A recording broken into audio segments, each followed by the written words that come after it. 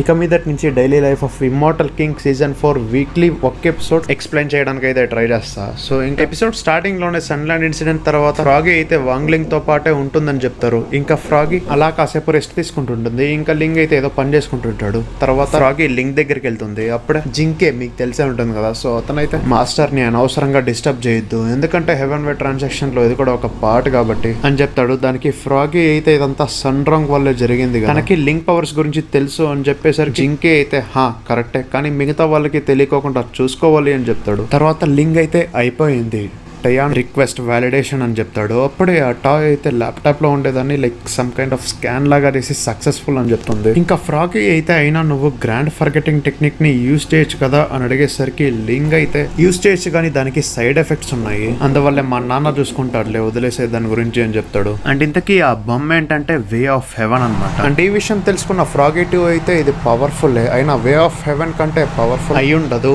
అయినా మోర్టల్స్ కి అంటే చనిపోయే వాళ్ళకి ఈ వే ఆఫ్ హెవెన్ ని ట్రేస్ చేయడం కష్టమే, అయినా నిజంగానే వే ఆఫ్ హెవెన్ ఇలా ఉంటుందంటే అస్సలు నమ్మబుద్ధే ఏట్లేదు అని చెప్పి రెస్ట్ తీసుకోవడానికి వెళ్తుంది. ఆ తర్వాత లింగ్ స్కూల్ కి రెడీ అయ్యి వెళ్తున్నప్పుడు సొంట్రాంగ్ నుంచి గుడ్ మార్నింగ్ మెసేజ్ వస్తుంది. ఇంకా లింగ్ కూడా గుడ్ మార్నింగ్ చెప్పి ఈ రోజు టెస్ట్ ఉంది తెలుసు కదా అని అడుగుతాడు. దానికి సొంట్రాంగ్ అయితే అయినా తెలుసు, అయినా నువ్వు ప్లే గ్రౌండ్ ని డ్యామేజ్ చేయకపోతే అదే చాలని అనేసరికి వాంగ్లింగ్ అయితే లేదు ఈసారి నేను నన్ను కంట్రోల్ చేసుకుంటాను అని చెప్తాడు. దానికి సొంట్రాంగ్ అయితే సర్లే నేను పవర్స్ గురించి వేరే ఎక్కడ వాగను అని చెప్తుంది. ఈవెన్ నువ్వు ఇన్కార్నేషన్ ఫేజ్ లో ఉన్నావు కదా అని కూడా అడుగుతుంది. దానికి లింగ్ అయితే జస్ట్ డాట్స్ లాగా మెసేజ్ పెడతాడు. అప్పుడు సన్రాంగ్ అయితే అయినా నేనేమైనా రాంగ్ గా గెస్ చేశానా, నువ్వు ఇంతకీ ఎంత పవర్ఫుల్ అసలు అని అడిగేసరికి లింగ్ అయితే జస్ట్ నార్మలే, ప్రతి దానిపైన పట్టుంది అంతే అని అంటాడు. ఇంకా అప్పుడే లింగ్ వాళ్ళ నాన్న ఒక డివైస్ ని తీసుకొచ్చి ఈ డివైస్ కానీ నువ్వు బటన్ ప్రెస్ చేసి యాక్టివేట్ చేస్తే లాస్ట్ 30 minutes లో జరిగిండే దాని గురించి మర్చిపోతారు, కానీ దానికంటే కొన్ని వర్డ్స్ చెప్పాలి అని చెప్తాడు. దానికి వాంగ్లింగ్ అయితే ఇంతకీ ఏంటి ఆ వర్డ్స్ అని అడిగేసరికి వాళ్ళ నాన్న డివైస్ ని బటన్ ప్రెస్ చేసి యాక్టివేట్ చేసి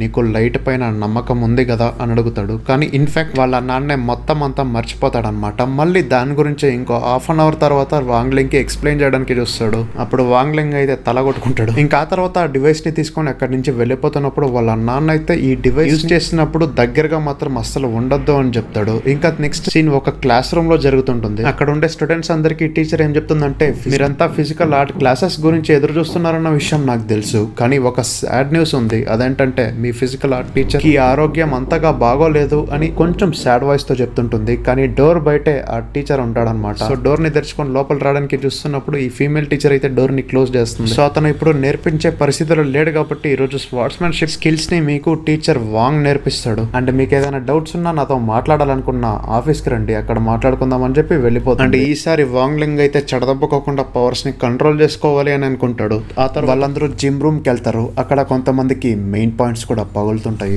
ఈవెన్ కొంతమంది ఆరా ఫార్మింగ్ కూడా చేస్తారు. అండ్ ఆ జిమ్ కి ఈ సెమిస్టర్ లో ఫస్ట్ టైం వీళ్ళు రావడం, అదే కాకుండా డీమన్ వార్ తర్వాత రెనోవేషన్స్ కూడా చేశారు కాబట్టి కొంచెం డిఫరెంట్ గా కూడా అనిపిస్తుంటుంది. అండ్ దీనికి మేజర్ గా రీజన్ అయితే flower fruit water curtain group A కారణం కాబట్టి మొత్తం క్రెడిట్ అంతా సన్రాంగ్ కి ఇద్దామని లింక్ ఫ్రెండ్స్ అంతా మాట్లాడుకుంటారు. ఇంకా అప్పుడే ఇక్కడికి మాస్టర్ వింగ్ వచ్చి స్పోర్ట్స్మెన్షిప్ క్లాస్ స్టార్ట్ అయ్యే ముందు మీకు ఒక లెజెండరీ స్పోర్ట్స్ మ్యాన్ ని పరిచయం చేయాలి, అతనే ఫాండ్రీ. కానీ ఇప్పుడు అతను ఎక్కడున్నాడో తెలియదు. అండ్ అలానే మేము విన్న దాని ప్రకారంగా ఏంటంటే 10th ఫేజ్ పైన సూపర్ ఫేజ్ ఉంటుంది కదా, సో అతను వే ఆఫ్ హెవెన్ లెవెల్స్ వాట్స్మెన్షిప్ కి చేరుకున్నాడని చాలా మంది మాట్లాడుకుంటారు. అండ్ ఆ హెవెన్ లెవెల్ కి రీచ్ అయ్యాడు కదా, సో హెవెన్ లెవెల్ తో ఏంటంటే ఈవెన్ హెవెన్ డోర్స్ ని కూడా కట్ చేసేంత పవర్ఫుల్ అయ్యాడు. అండ్ ఆ లెవెల్ కి చేరుకునేది చాలా కష్టం. అండ్ దాంట్లో 3000 వేస్ ఉన్నాయి. ఒక్క ఇమ్మోర్టల్ కి ఒక్క వే నేర్చుకోవడమే చాలా కష్టం. సపోజ్ ఫర్ ఎగ్జాంపుల్ చెప్పాలంటే డిస్ట్రక్టివ్ ఆర్ట్ అనేది ఒకటి ఉంది. దాంతో ఏంటంటే కొండల్ని అండ్ సముద్రాలని కూడా నాశనం చేసేయచ్చు, అది కూడా 10th ఫేజ్ లో. సో ఇదంతా బానే ఉంది, కానీ వీళ్ళంతా ఇప్పుడు ఎలీట్ క్లాస్ కి చెందిన వాళ్ళు కదా, వీళ్ళు ఏమైనా నేర్చుకునే ఛాన్స్ ఉందా అని వాళ్ళకి డౌట్ వస్తుంది. అప్పుడు ప్రొఫెసర్ వాంగ్ అయితే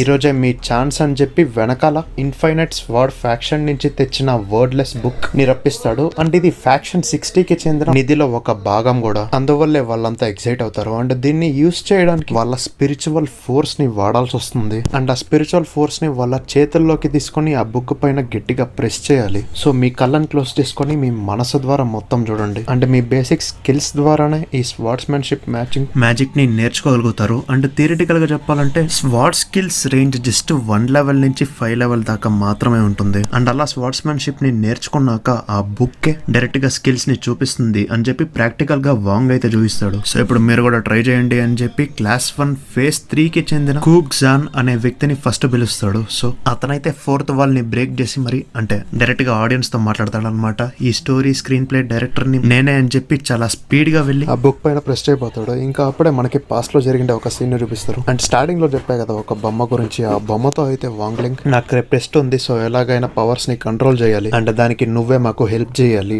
డీల్ కదా అని చెప్పి ఒక చిప్స్ ప్యాకెట్ ని ఇస్తాడు. దానికి ఆ బొమ్మ కూడా ఒప్పుకుంటుంది. సో కట్ టు ప్రెసెంట్ ఆ ఒరిజినల్ ఆథర్ ఉంటాడు కదా, అతను చాలా వీక్, అందుకనే వెనక్కి వెళ్ళి పడిపోతాడు. సో అతన్ని మిగతా వాళ్ళు ఎత్తుకొని అక్కడి నుంచి వెళ్తారు. పాపం అందరి ముందు పరువు పోయింది. సో దీన్ని బట్టి ఏమర్థం చేసుకోవచ్చు అంటే ఎవరైనా స్టూడెంట్ పవర్ఫుల్ గా కానీ లేకపోతే ఇలానే స్పృహ కోల్పోతారు. అండ్ ఈవెన్ అదే కాకుండా బాడీ పైన కూడా కొంచెం ఇంపాక్ట్ ఉంటుంది అని చెప్పి నెక్స్ట్ చెన్ చావ్ అని పిలుస్తారు. అండ్ మిగతా వాళ్ళంతా వాళ్ళ జుట్టు కూడా కోల్పోతారేమో అని భయంతోనే ఉంటారు. అప్పుడు చెన్ చావ్ ముందుకెళ్ళి తన స్పిరిచువల్ పవర్ తో ఆ బుక్ పైన గట్టిగా ప్రెస్ చేసేసరికి లైక్ హాలోగ్రామ్ లాంటి ఒక స్వార్డ్స్ మ్యాన్ వచ్చి పక్కలో గట్టిగా ఒక స్ట్రైక్ చేస్తాడు. అండ్ ఇదే తను ఫస్ట్ టైం చేసినా గానీ యాక్చువల్లీ ఇది 3rd ఫేజ్ కి సంబంధించింది అనమాట. సో తను అలా డైరెక్ట్ గా 3rd ఫేజ్ కి వెళ్ళిపోయేసరికి చుట్టుపక్కల ఉండే వాళ్ళంతా తనని పొగుడుతారు. ఇంకా నెక్స్ట్ వాంగ్లింగ్ టర్న్ అనమాట. అప్పుడే ప్రొఫెసర్ వాంగ్ అయితే నువ్వు ప్రతిసారి ప్రాపర్టీస్ ని డ్యామేజ్ చేస్తుంటావు కాబట్టి ఈసారి ఆ బుక్ కి అయితే ఇన్సూరెన్స్ తీసుకున్నాము. అండ్ ఈ జిమ్ విషయానికి అంటావా, ఇది స్పెషల్ మెటీరియల్స్ తో తయారు చేసింది కాబట్టి అస్సలు నాశనం అయ్యే ఛాన్సే లేదు అని అంటాడు. కానీ సుండ్రాంగ్ అయితే పెద్దగా నమ్మకం ఉండదు. ఈజీగానే నాశనం చేయగలడు అనే ఉద్దేశంతోనే ఉంటుంది. ఎందుకంటే మనోడు చిన్నప్పుడు చేసిండే విధ్వంసం గురించి మీకంతా గుర్తుంది కదా.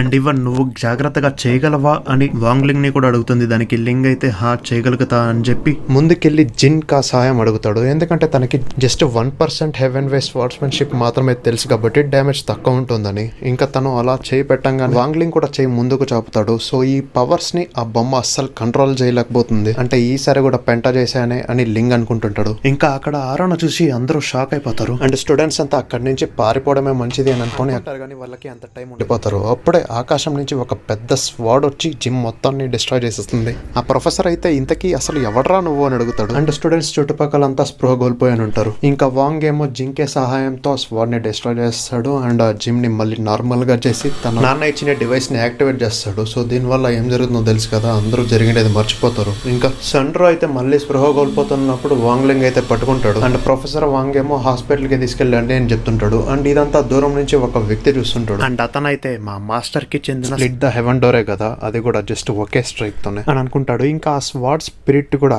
కంగ్రాచులేషన్స్ అని చెప్తుంది. ఎందుకంటే ఇన్ఫైనైట్ స్వార్డ్ ఫ్యాక్షన్ కి పర్ఫెక్ట్ వ్యక్తిని కనిపెట్టినందుకు. ఇంకా ఆ తర్వాత స్వార్డ్ స్పిరిట్ అయితే అక్కడికి వెళ్ళాలనుకుంటున్నారా అని అడిగేసరికి ఆ మాస్టర్ అయితే అవును, ఎందుకంటే నాకు పెద్దగా టైం కూడా ఎక్కువ లేదు అని చెప్తాడు. సో అక్కడితో ఈ ఎపిసోడ్ ఎండ్ అయిపోతుంది. మళ్ళీ నెక్స్ట్ వీడియోలో కలుద్దాం. ఆబ్వియస్లీ అంతవరకు తెలిసిందే కదా. Tata, bye, see ya, love you 1000 times.